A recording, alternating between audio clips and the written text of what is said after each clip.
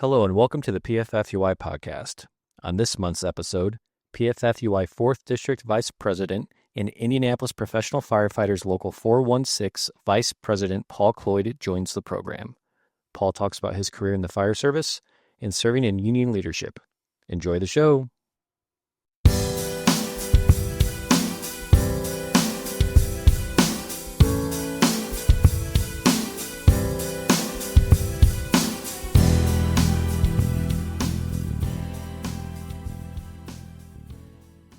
Hello and welcome to the PFFUI podcast. My name is Erik Scheub, and I'm joined today by President Tony Murray. Hey, Tony, how are things going today? Good, Erik. How are you today? I'm doing well. Good. Nice to see you. It's nice to see you, too. We are interviewing another new PFFUI board member this month so that membership can learn more about them and their backgrounds. Joining us today is 4th District Vice President Paul Cloyd from Local 416 in Indianapolis. Paul is no stranger to union leadership, serving in many roles previously. Let's welcome Paul to the program. Hi, Paul. How are things going? All right. Hello. Very good. Excited to be here. Excited to be a part of this. Seems like it. I'm jealous. Yeah. You know, I've been listening to all the pods. Yeah. And I just want to get my piece. All right. It's time to blow up. All right. Here it is. You're here. Why don't you tell us a bit about yourself, where you're from, and how you got started in the fire service? I grew up in Beech Grove. Before about 5th grade, we moved all over the state. So I'm not really sure where we should have been, but I know where we were. Ending up in Beech Grove was good. And then my entrance to the fire service, actually, I don't have any family. I didn't have any friends that were on the job. I had no real connection to it outside of, I just knew I wanted to do something that was interesting, and I thought I wanted to help people. And then I went to this vocational school, C9 in Greenwood, and I got my start there. I remember sophomore year we went there and met with the senior class that was going through. So you can go to school, get your Fire 1-2, get your EMT Basic. I go there, and we're just doing the walkthrough. And one of the guys, he's a senior, he was pointing out, he's like, this is a physical program. We're going to work out. We're going to study. We're going to do a lot of things. He's like, and by the looks of some of you guys, you probably won't be able to make it. And he points at me, not just looks at me, but he points at me. And what year were you? I was a sophomore. Okay. All right. And I was not a small kid, so I get it. I would have pointed at me too, but that just made me decide, I am doing this, and whether I like it or not. And so next year I sign up, I go in there, and I did it. You did it. Yeah, I made it. Did it. Yeah. Better for it. Later on, that guy ended up being one of my good close friends, actually. So we stayed close over the years after that. But So what'd you do in Central 9? What's the program about? It's firefighting 1 and 2, and then so you'll do it in junior year, and then your senior year you can take EMT Basic while you're in high school, and you take your test, and as long as you're 18, you're certified, then you've got all the certs. Part of that, so that tied me into some of the instructors there. They worked at the departments down there at White River Township, and they ran a really good cadet program. So that was like a natural transition. They had me come try out there, and I got on the cadet program. So all through high school, I started, I was writing out, and I was doing the classes. So I really kind of dove into this head first, and it just felt right. I was never a very good in school kind of kid. I was kind of a busybody, and it's hard to focus on anything. And so I started doing the Fire 1-2, and we'd spend, 2 hours doing classwork, and then we'd go run and do push-ups and then do fire skills. And I was like, this is awesome. I could Very nice. do this all day. What year was that about? 2006, I think is when I started it. So I graduated in 2008. Yeah, I think I started the cadet program the summer after I met them at C9. So then I went to the cadet program for the rest of the summer, started the classes, graduated in 2008, got my certs, and then they let me work there as a part-time firefighter. So right out of high school, worked there part-time, and then eventually that was the next step up, is you get your bid spot as a part-time guy there. So instead of just filling in, availability, I got to work the same crew every day, and then eventually it was a dedicated 12-hour spot. And then I went over to the neighboring department. Bargersville also had a very robust part-time program. And I was working 36 hours on, 36 hours off, and then started medic school. And that was kind of my foray into the very beginning of, oh, yeah, I think this is a good career. I'm going to do this. And I want to circle back to C9. I want to say that the instructor corps there wasn't just telling me, here's how to be a firefighter, here's how to carry the tools, here's the skills you have to do to get your state cert. They talked a lot about career development and advancement. They explained to me what a pension was, had never heard of it. Nobody retires. Want that. So what, they're going to pay me for nothing? I don't know what that is, but I want it. Yeah, sounds great. Who's got those? Teachers, postmen? So big shout out to C9 that made Paul Cloyd Yeah. who he is today. Yeah, the crucible by which I was forged. Yeah. I read that down earlier. Just I got to work that into this. I like that. And just, little shout out to C9 if we haven't done that yet enough. Great program. It's producing, I think, producing exactly what it intends to do. It's a great recruitment tool that creates many great and successful career firefighters that are also members of the PFFUI. So, so I'm intrigued. So then what happened? And then what happened? Okay. Then I go through medic school. And again, I have to shout out to the departments I worked at part-time. I mean, that was also my first exposure to union work, but I want to circle back to that later on as a part-time guy. They provided all this training, and they taught me so much. And then these guys taught me, I learned about kind of the fraternity, the brotherhood, and all those terms that we like to throw around so much, but I didn't know what any of that stuff was. I didn't know what it meant. So ultimately what C9 and what those early departments gave me was like an identity. It's like any teenager looking for, I think I was like, oh, you can make a living helping people. You can be there for other people. I was like, this is something that's so fulfilling, so great. And leaned into it. So then I graduate medic school. They let me go through medic school. I got a chance to interview for a position in their medic program. And right about the time I graduated there, I got hired full-time at Beech Grove Fire Department, which was a circle back to my hometown. Felt very good, very natural. Nice. This is it, the big leagues. I made it. I did the thing. And then I worked there for about 5 years. And then just career transition over to, Indianapolis Fire Department. It was bigger. It was all around us. There's more station choices. And that's just kind of what everybody was doing at the time. And that was before the consolidation of Beech Grove Fire Department into Indianapolis Fire Department, right? That's correct. Yeah, so you made that move ahead of that. 2017, I got in. I tell everybody I lost 5 years of seniority on that deal. So I'm trying to negotiate to get that back. Good luck. At some point. Yeah, right. Contract. Yeah, good luck. So that's an interesting story, and I appreciate you sharing kind of how that, because I think that this could be inspirational for maybe people who are not in the fire service and maybe who are listening to this episode and want to get in. So Center Grove can see an influx of just all of these firefighter recruits, potential, future firefighters coming into the C9 program. But that's a good story. So so what's your position with the Indianapolis Fire Department right now? Right now I'm a private.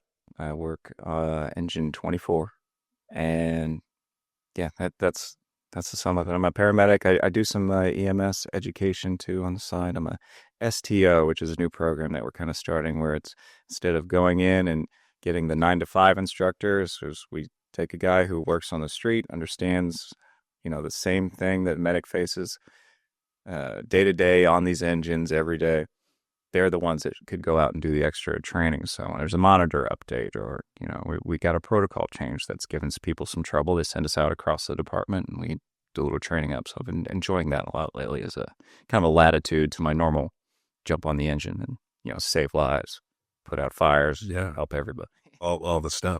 Oh, That's great. That's great. So back in May at our last PFFUI convention, May of 2024, you ran and were elected the 4th District Vice President. So you serve on the Professional Firefighters Union of Indiana Executive Board, representing the 4th District, which is really made up of Local 416, all of Local 416, which is made up of essentially all of Marion County. And congratulations on that. And you've been in this role almost a year. I think that you have been great in terms of your involvement. I know that you, as a DVP, you're helping our EMS committee and going through those meetings and helping to organize that and representing the brothers and sisters of the 4th District very well, and really compliment to you. You are providing a lot of great service to help us meet our mission and I think meet our objectives, as we dive into those for the PFFUI. So I appreciate you being on the board. And Thank you.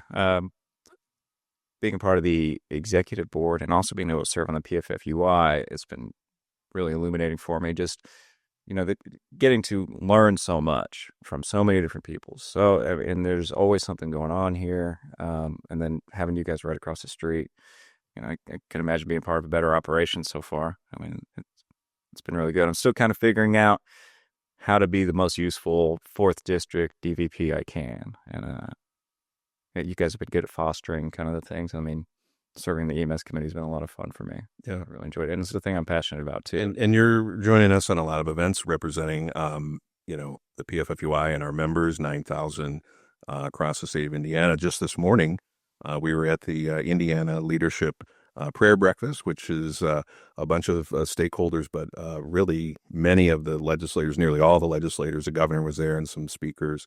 And it's just a great annual thing. And we got up early this morning to do that and be part of that.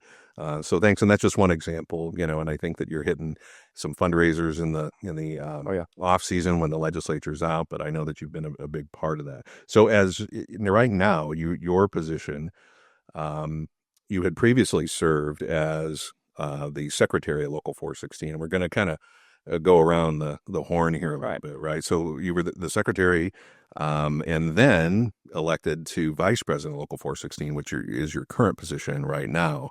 I'm going to quiz you a little bit. So for those that don't know, Local 416 represents multiple departments. Can we just go through that and who does Local 416? Oh, yeah. Local 416 represents 9 public safety organizations across Indianapolis. We represent all the fire departments. So that's let me see if I can do it alphabetically. We've got Airport, City of Lawrence. We've got, I'm already going to break it, Beech Grove EMS.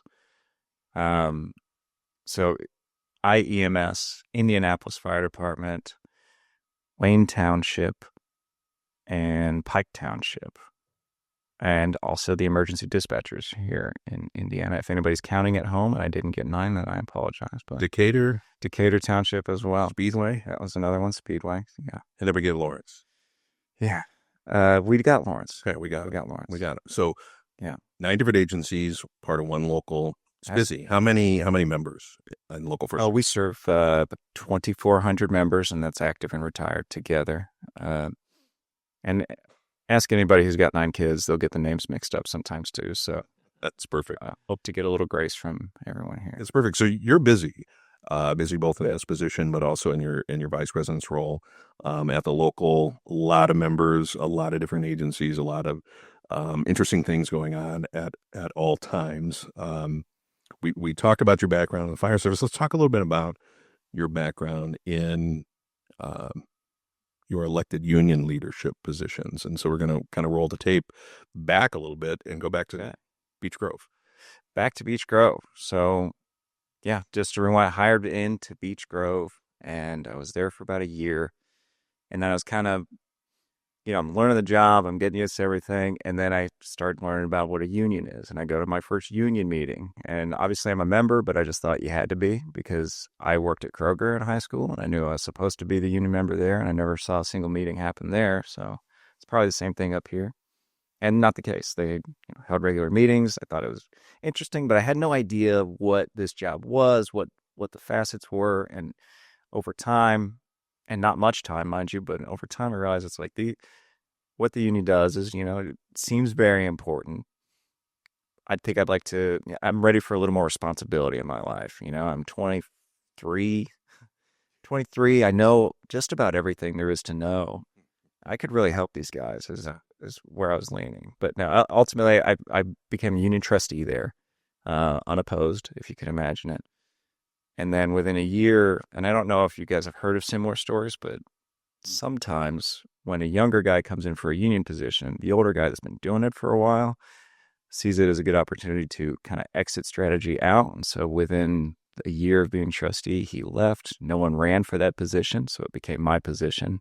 And then I just stayed on as the district, well, now be called the district vice president there, but at that time it was the district president. So you were dipping your toe in and trying to find things out, doing a leadership position as a trustee, and then you were thrown into leading the district, the full district of Beech Grove. Spartan kicked in, Yeah. almost, you might say. Yeah. And then you go over to IFD, Mm-hmm. and how long did it take for you to get involved there? So you dipped your toe, then you came over to IFD, and what did union leadership look like? Well, I got pretty close to it because Beech Grove Fire Department at the time was a part of the local. And so when I was the local president there, I'd come in and I'd do all the district vice president for Beech Grove. I would come in and I would do all the big local events. And I didn't realize, learning about the way the local worked, the umbrella, when I was a trustee, I kind of thought it was just us. And then we just, paid money towards the local. And then I realized, it's this one big conglomerate of all these things going on. It's idea sharing and working together and resource sharing.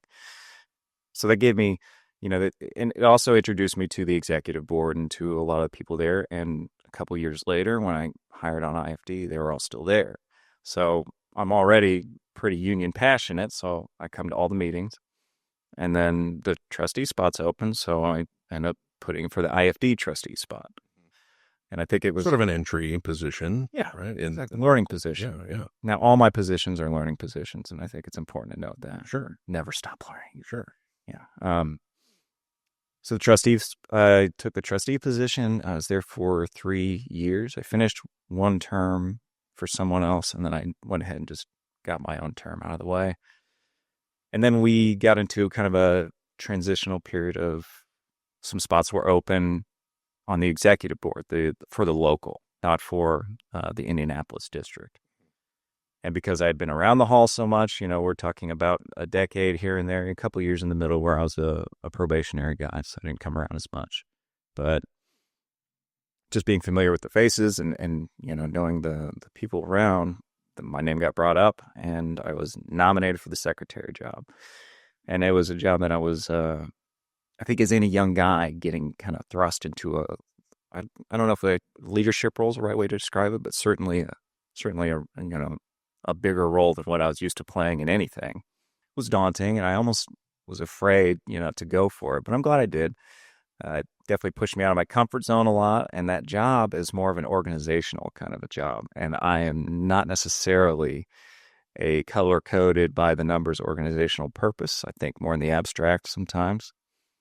But it was fun, and it was a great challenge. And had we not had the shakeups that we had, where we had all this union leadership kind of, and since the time I've been on, you've got people that have been doing it for 40 years leaving and going to do something else or retiring outright, or people that have been in the same position as like a general president for a decade leaving. Leaving a big district. So that creates all this movement and all this power vacuum of people trying to figure out, where do I fit in this new puzzle that's been created here? And that's how I ended up being the vice president. So I did 2 years as the secretary, 2 years, illustrious years, I'd say. And then after that... that's what I heard. Yeah. They call me Illustrious Paul. That's my name on the street.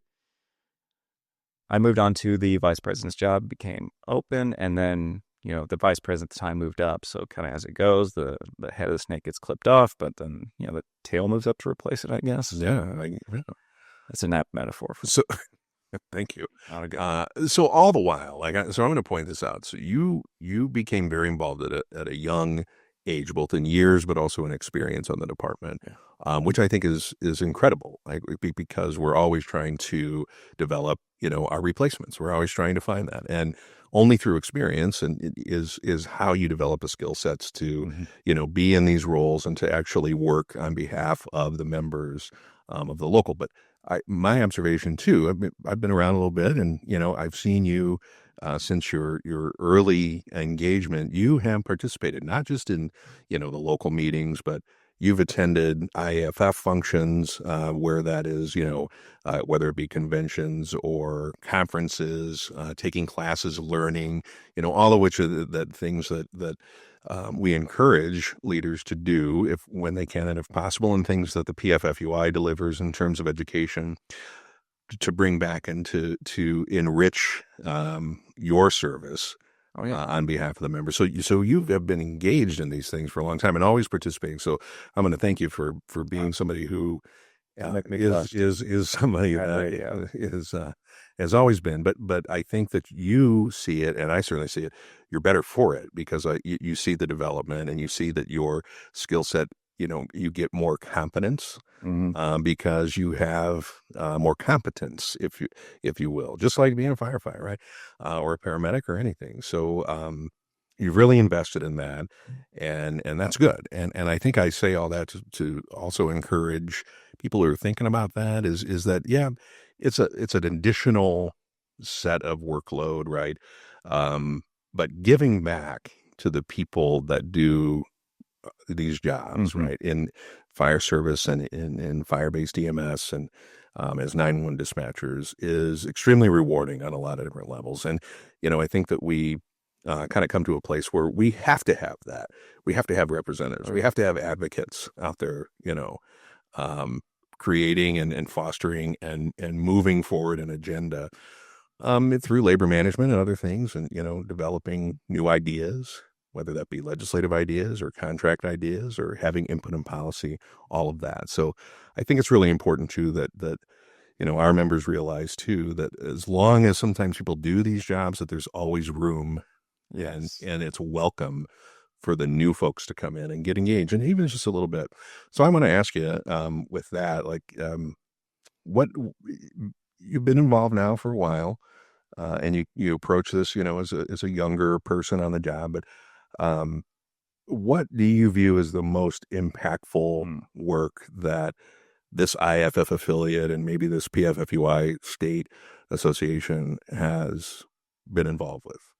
I think part of this organization in general, and I want to just extrapolate that out to not just the fire unions, but I think union and labor management, union work in itself from kind of its incipients, the impact that they do, that we've done and then the people before us have done is so important because it hits us right at home, and so some of the things that we've done that, the most impactful, that's hard to say, because what's more impactful than making sure somebody's treated fairly at their job? What's more impactful? Is their wages more impactful than that? Or all these things that we bring home. I mean, it's a hard question to answer for me because I feel like everything we do impacts directly to the membership, and that makes it so rewarding. We do so much, and it's not even just between your employer. We're active on a legislative stage too, both locally, on the state level, and federally. And we've had major victories in recent times. So I've really been enjoying the wave of that, of seeing that not just the impact that we have right here, where I negotiated a contract or me and my team negotiated a contract and we get a decent raise for the guys, but it's also, you look up on the federal stage and I didn't have a direct role in it other than writing letters and telling people, but, we get the Social Security bill that came through last year, a major win, the biggest win I've ever seen in, my career, especially on a federal level, something that touches every firefighter's life in the country. How cool is that? I mean, how do you get more impactful than that? And if we're talking opinions, I think the most impactful thing that we do as union officers, or that we do, is we answer the phone when one of the members calls. It's one thing to get you pay raises or time off or, better equipment, safer working conditions. We want all those things. That's written down. We know that that's our objective. I think there's kind of a who is helping the person who's helping everyone else, and that's us. The firefighters get up every day, EMS workers, dispatchers, we all in public safety, even police, we all get up every day and we go out with the idea, I'm going to help somebody today, or you're excited, I get to help somebody today. And that gets me out of bed every day. It makes me happy to run to work. I'm never sad about that. But that's kind of was my transition really into union work in general, I think, was who is helping the people who are doing all the helping, so I get to be the person on the other side of that phone call of whether it's something that I know you could look up on your own. You're just asking me to look it up. What general order is this? It's like, you have the same computer I do. You could look it up. But they also know that Yes. Right? And that you have their best interests in mind. How about that trust? They know that. Yeah. you're in the firehouses. You're close to, you work in the firehouse. You're close to our members, right? And how important is it for you to sort of keep your ear to the rail, so to speak, and to hear about how we can help members? Oh. And the way you phrase that, the people that do amazing work every day are people. Yeah. They do amazing work every day. I do. But they also need advocates, which you are. Yes, they need advocates. They need a voice. And I think what we provide is that, the way a chief used to use the speaking bugle out on the, on the fire scene, is we get to be that bugle for, whether it's my 6 members at my one station department or whether it's my 12,000 members at my state district. I get to be the focusing point of what these guys need, what we can do to help them. It comes through me. And they trust me to do that. They picked me for this. And that's, one, it's a huge responsibility. But 2, it's an amazing experience and an amazing opportunity to give back to all these men and women that are giving back to the entire world. I mean, they're giving back to every citizen, every person across the country who calls 911 or needs help. I get to help the people that help them. I think that's a win, no matter how you look at it. I think it is too. And by mere definition, the union is about unity. The union is about the collective. But you mentioned something. Our organization also is about each individual member and what their particular issue might be, whether it be very small or huge. It's about each individual member. Yeah. And I think that's really impactful. I want to kind of switch gears a little bit and talk about from the member's perspective, from the, I don't care how long you've been on this job, why is it important, in your view, for firefighters, EMTs and paramedics at IEMS, 911 dispatchers at the communication center, why is it important to be a part of this organization? Firefighters operate in a team environment.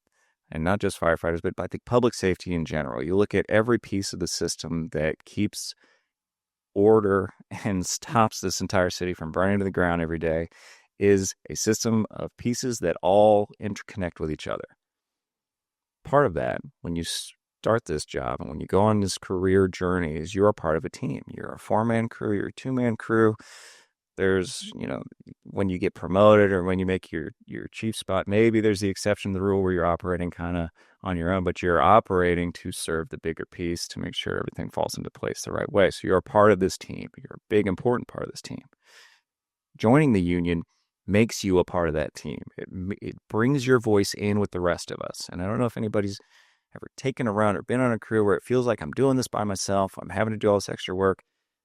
That is so much harder than having a good group together where we have the same goal, whether it's lift this patient up, whether it's put out this fire, whether it's we got to get this legislative priority across the desk of a senator right now, and we have to make him understand that this thing is so important to hundreds or thousands of our people across the state, across the country.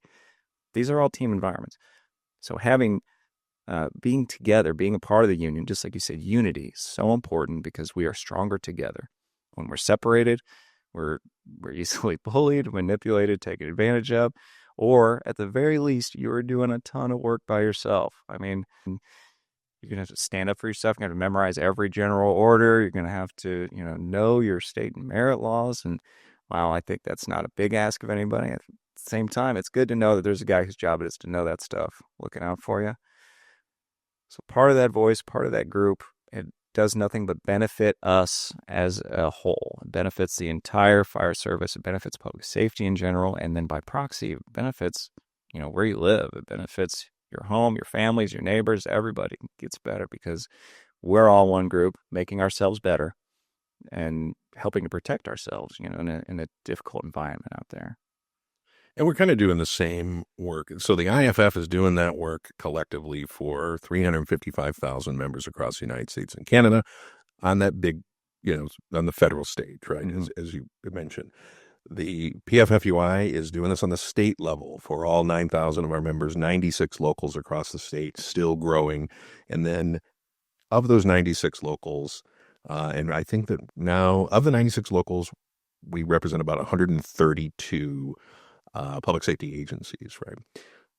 All those locals are doing it on the local, for what they do. And it's really impressive, actually, how the system works. But more than just contracts and more than just advocacy, there are other things, that the union supports. Peer support, driving that message. Yes. Health and wellness, addressing those issues and making sure that that's a priority.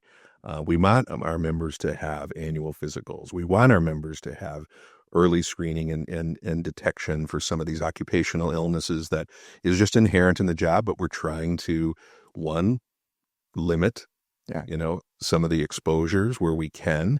This is an inherently dangerous job, and it's not just the incident, right? It's Right. every incident. It's a cumulative thing, a career, right? Investing in all of those things, but also investing in communication, because I think it's really important, and it helps to answer the question that I asked you. If you're talking to a member, why should they be a part of this? Well, we got to tell them too. Yeah. One, that's the human connection. That's the face-to-face. There's no better type of communication than in the firehouse, at the back table or at the kitchen table or on the bumper of a rig or whatever, having those conversations and hearing from, leaders and elected people, to these offices like you, saying what's going on. But we also are in an era where we're doing a podcast because we're talking to our members, right? And we're saying what's going on. We're putting out a newsletter. We're doing social media and website stuff. We have to tell the story, but you are doing that, and I bring that up because I know that you have an initiative going on right now in your own local, where you're hitting every station, every shift, right? Yeah. Because we have to have that connection, right? We have to do that, and I think that helps us be stronger together, right? Yeah, it's I think it's incredibly important, and it's not just. It's one thing to sit by your phone and sit in the union hall and say, "Oh, if something's wrong, they'll call me. If something's going bad, they'll give me a call. If they need help with anything, they know where to find me." And I think that only gets you so far. I think getting out there and actually, sitting at the coffee tables with these guys. We've just done. We did Wayne Township, one of our districts, and we're working through Decatur Township right now. We're hitting every shift, every station. And it's busy, and it's a lot of driving around, and it's a lot of, saying the same kind of stuff because you're sitting with a new person every time. But I think the value of them getting to meet us and the comfortability they would have with, two guys who don't work for their department. They've never talked to them before. Now we get to come in and say, "Hey, I'm a resource for you. I'm an advocate for you. What can I advocate for you? What can I do? What do you need? What's hurting you? What's hitting you the most? What's going great? Just talk to us." And we've had a ton of good feedback from that. Now, getting them all every shift, every station in the local in a year is absolutely doable. But It's a big undertaking, but it's doable. Might cost me a marriage. But I hope not. No, definitely not. It's by the I've met your wife. She's amazing. She's wonderful. Yeah. I want to say she got me here. I love you. So if you're talking to, a new member, a fairly new member, because we're creating the next generation, you were there too. What are you saying to them if they want to get involved, or how do you encourage somebody to get involved, just as an active member, but then maybe that leads to, they're the next generation of leadership? What do you say to them? How can they get involved? First, you start off and you find, who is your unit officer? It'd be interesting to know how many firefighters across, even my local don't know who the executive board is. So start off there. Find out who is in your leadership position. I think your next move there is then you attend some meetings. Find out what it is. What is the union? What does it do? Think about some of the things that you have on your job that you like. How is the union involved in that? Connect in some way. Yes. So find a way. Read the stuff. Read the minutes. Read the, if you're going to a meeting, but also kind of stay engaged, right? Like read and pay attention to what's going on. We are in a golden age of information. Yeah, there's a lot of it. You have social media. You have exactly what we're doing here, podcasts. I mean, you have no limit to the ability to connect with people without having to be in the same room with them. So there's so much info out there that we can provide. And we've said it over there across the parking lot of like, if you can't come to us, I'll bring the union to you. And that's part of, we do these extra programs where we do this text messaging service. So you sign up and we'll send you meeting reminders. We'll send you events that we're doing. But maybe is it this, Paul, too, that, if you're a person that, kind of thinking about getting involved, is it doing maybe one thing a year? And we do a bunch of things. There's events, there's help out, cook dogs, cook burgers, help set up an event. But, we have political action too. Maybe you're not a political person, but we got to support the people that support us, right? And part of that is getting them reelected. So maybe you want to say, hey, you know what? I got a day free. I'm going to take a list and we got an endorsed candidate. I'm going to go put signs up. I know these addresses. I got a pickup truck and just go throw this out. Maybe take a kid with me and, not any kid, like your own kid, and help, do that. Or to, to maybe do something with MDA. Maybe there's a boot drive or maybe that, there's something in your local that, you're meeting an issue in the community with, something, a charitable event. Just maybe do one thing, right? That's how it starts. Yeah. It takes you one event, takes you one thing to kind of experience and see this. And then like to your political event, you go hand out those flyers and you're like, okay, I did that. Then you win. Like, oh, wow, I actually was a part of making change. Yeah. Oh, actually, this new person we elected is taking care of us. Right. That's how you get almost bit by the bug. It's you realize, oh, I can impact the people I work with and the departments, and then, eventually the state or the whatever. I can impact the people that are doing this job in a positive way by just giving a little bit of extra. I think once you do that, and that's kind of how it happened for me, it's like, oh, I don't ever want to not be a part of this. And so it's scary taking that first step of, am I ready? How could I? That's the thing I wrestled with when I was, moving up in positions and going from secretary to vice president or from district trustee to secretary. I don't belong here. I'm not smart enough. I'm not good enough for this. And it's a scary, terrifying thing. But once you get into it and you learn it, it's just like anything else. It's these skills and these competencies, like you said earlier, practicing and knowing how to do it. And it all just eventually comes natural. And I think that's how you know this is good work, because even when you're doing it poorly, even when you're messing things up, and I've messed more than a few things up on the union side, it still feels right. I still know that I'm doing the right thing. And I don't think you have that in a lot of other occupations. I don't think you have that in a lot of other groups. Even if I mess something up, I know I'm doing it for the right reasons. And so it's not as hard as a hit, because I know I'm here to help people. Yeah.